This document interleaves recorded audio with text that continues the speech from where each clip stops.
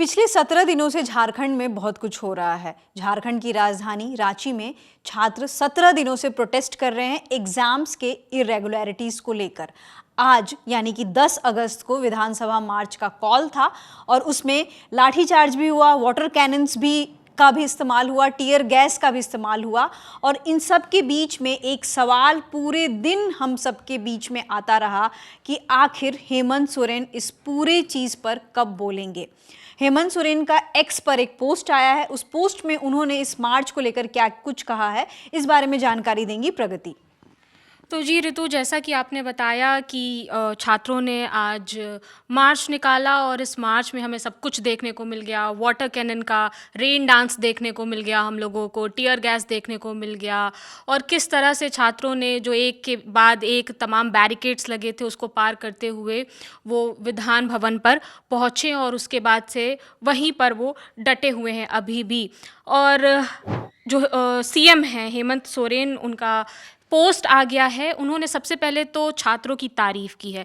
उन्होंने कहा है कि छात्रों ने शांतिपूर्ण प्रदर्शन निकाला है, उसके लिए उनकी तारीफ़।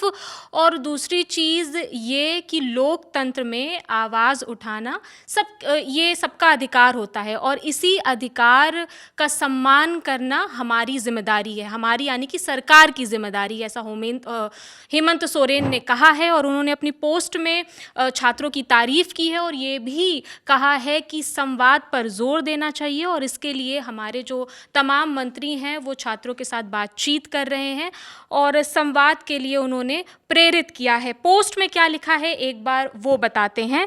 तो उन्होंने लिखा है कि आज के छात्र आंदोलन के दौरान संयम, संवेदनशीलता और पूरी जिम्मेदारी के साथ स्थिति को संभालने के लिए प्रशासन और पुलिस के सभी अधिकारियों एवं जवानों का मैं धन्यवाद करता हूँ। उन्होंने पुलिस का भी धन्यवाद किया है, प्रशासन का भी धन्यवाद किया है कि किस तरह से उन्होंने इस पूरे प्रोटेस्ट को, इस पूरे मार्च को संभाला है। क्योंकि जिस तरह से जंतर मंतर प्रोटेस्ट में जो स्थिति, संसद मार्च को लेकर जो स्थिति देखने को मिली थी वो इस विधान सभा मार्च में नहीं देखने को मिली। तो इसके लिए हेमंत सोरेन ने तारीफ़ की है, ना केवल छात्रों की बल्कि पुलिस प्रशासन की भी।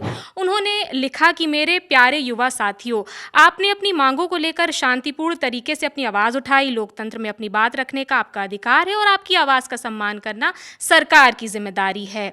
सरकार ने आपकी बात सुनी है। हमारे सरकार के जो सीनियर मंत्री हैं आपके साथ लगातार संवाद कर रहे हैं और उन्होंने भरोसा दिलाया कि छात्रों की जो मांग है उनको सुना जाएगा और पूरी गंभीरता और संवेदनशीलता के साथ कार्रवाई होगी, ऐसा उन्होंने कहा है। लेकिन छात्रों की तो यही मांग है कि जेपीएसएससी को रद्द किया जाए, लेकिन इस बारे में हेमंत सोरेन ने कुछ भी अपने पोस्ट में नहीं कहा है। केवल उन्होंने ये कहा है कि पूरी गंभीरता के साथ कार्रवाई होगी। उन्होंने आगे कहा कि पिछले कुछ दिनों में आपने देखा है कि दोषी चाहे कोई भी हो, सरकार ने किसी को भी बख्शा नहीं है।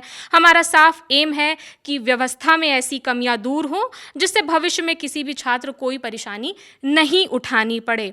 उन्होंने कहा आगे कि हम परीक्षा व्यवस्था को और ट्रांसपेरेंट बनाएंगे, तकनीक सक्षम करेंगे, सुरक्षित करेंगे, जवाबदेह बनाना चाहते हैं हम प्रशासन को। इस बदलाव में आपकी भागीदारी सबसे ज़रूरी है। उन्होंने छात्रों की भी मदद मांगी है कि आप हमारे साथ आएँ, संवाद करें। और सरकार की ये कोशिश है कि झारखंड केवल समस्याओं की चर्चा ना करे बल्कि यहाँ से समाधान की एक नई मिसाल कायम करे, ऐसा हेमंत सोरेन ने लिखा है। उन्होंने आगे ये भी कहा कि मैं ये समझता हूँ कि आपके जो शांतिपूर्ण आंदोलन के बीच विपक्ष के कुछ लोगों ने राजनीतिक लाभ के लिए माहौल बिगाड़ने और छात्रों को भटकाने की कोशिश की। उनका निशाना विपक्ष की तरफ था। उन्होंने कहा कि आप सभी से अपील है कि आप ऐसे किसी भी राजनीतिक नैरेटिव के बहकावे में ना आए, ऐसी अपील हेमंत सोरेन ने की है। उन्होंने कहा कि छात्रों से कि आप झारखंड का भविष्य हैं, आपकी आवाज़ को नज़रअंदाज नहीं किया जा सकता, उसे सुनना और उनकी समस्याओं का समाधान करना हमारी जिम्मेदारी है। और अंतिम में हेमंत सोरेन ने ये कहा कि मैं अपनी बात दोहराऊंगा कि आइए संवाद और विश्वास के साथ मिलकर इस मुद्दे का समाधान करें। और सरकार के साथ बातचीत तो चल ही रही है स्टूडेंट डेलीगेशन की। तो ये पूरी जानकारी है, ये ट्वीट में हेमंत सोरेन ने लिखा है।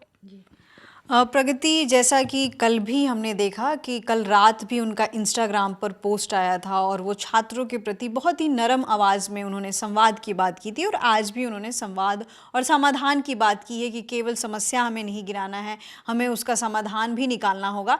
लेकिन जब हम ग्राउंड रियलिटी पे इन सारी चीज़ों को देखते हैं तो वैसी चीज़ें नहीं दिखाई दे रही हैं, क्योंकि आज जो प्रोटेस्ट की तस्वीरें आई हैं उसमें कई छात्र घायल हुए हैं, कई छात्रों को बेरहमी से पीटा गया है। तो मुझे ऐसा लगता है कि इन दोनों बातों में हमें कॉन्ट्रास्ट देखने को मिल रहा है। इनफैक्ट झारखंड लोकतांत्रिक क्रांतिकारी मोर्चा के जो नेता हैं देवेंद्र महतो, उनकी तबीयत बिगड़ी है और अभी जो जानकारी हमारे पास आ रही है वो ये कि वो रांची के सदर अस्पताल में भर्ती हैं और आईसीयू में हैं, ऑक्सीजन सपोर्ट पर हैं, काफ़ी दिनों से भूख हड़ताल पर हैं। 2 अगस्त को उन्होंने अपनी भूख हड़ताल की शुरुआत की थी और उन्होंने तो पानी भी छोड़ दिया था। 3 दिन के बाद सोनम वांगचुक से उनकी वीडियो कॉल पर बातचीत हुई, तब जाकर उन्होंने पानी पिया, लेकिन उनकी भूख हड़ताल जारी थी और उनका वज़न भी बहुत कम हो गया है, 10 किलो वज़न कम हुआ है। और आज जो तस्वीरें, दिन भर की तस्वीरें हमने देखी कि देवेंद्र महतो को छात्रों ने अपने कंधे पर उठा रखा था और वो शारीरिक रूप से कमज़ोर भी नज़र आ रहे थे।